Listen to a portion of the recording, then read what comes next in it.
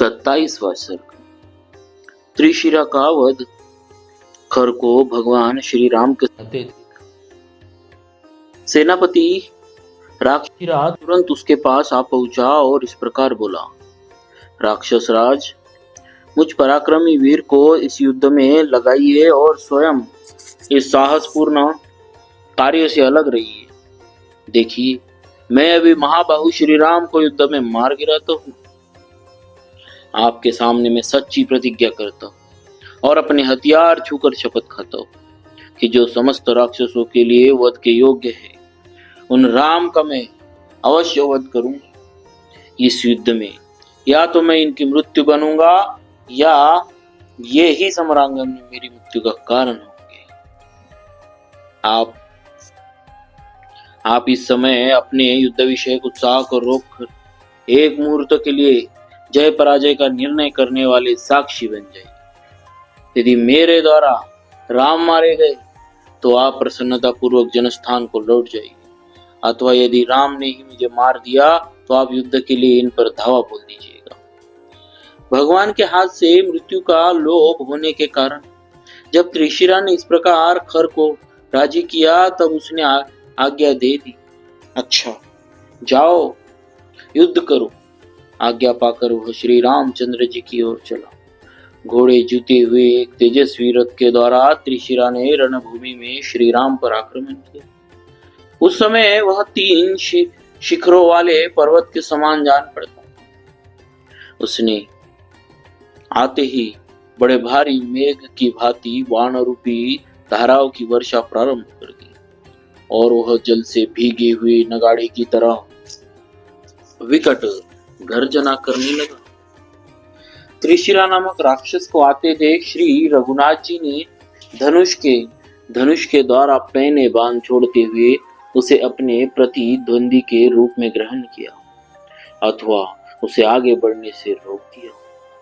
अत्यंत महाबलशाली श्री राम और त्रिशिरा का वह संग्राम महाबली सिंह गजराज के युद्ध की भांति बड़ा भयंकर प्रतीत होता।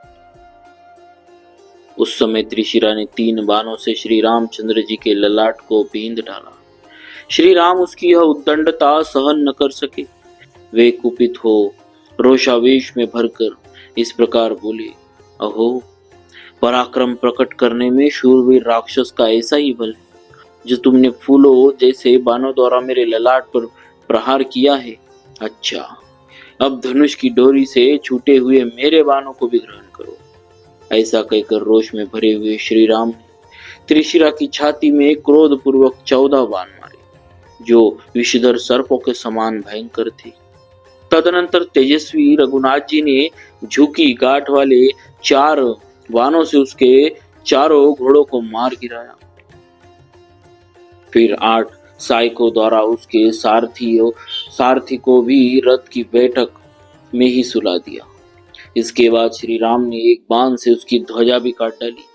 तदनंतर जब वह उस नष्ट हुए रथ से कूदने लगा, उसी समय राघवेंद्र ने अनेक बाणों द्वारा उस निशाचर की छाती छेद डाली। फिर तो वह जड़वत हो गया। इसके बाद अप्रमेय स्वरूप श्री राम ने अमर्ष में भरकर 3 वेगशाली एवं विनाशकारी बाणों द्वारा उस राक्षस के 3 मस्तक काट गिराए।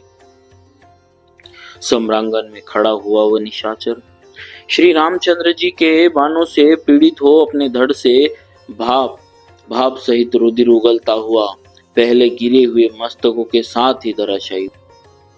तत्पश्चात खर की सेवा में रहने वाले राक्षस जो मरने से बचे हुए थे भाग खड़े हुए। वे व्याघ्र से डरे हुए मृगों के समान भागते ही चले जाते थे, खड़े नहीं होते थे। उन्हें भागते देख रोष में भरे हुए खर ने तुरंत लौट आया और जैसे राहु चंद्रमा पर आक्रमण करता है, उसी प्रकार उसने श्री राम पर ही धावा किया। इस प्रकार श्री वाल्मीकि निर्मित आर्ष रामायण आदि काव्य के अरण्य कांड में 27वां सर्ग पूरा हुआ। बोलिए श्री सीताराम जी महाराज की जय। भक्तवत्सल भगवान की जय।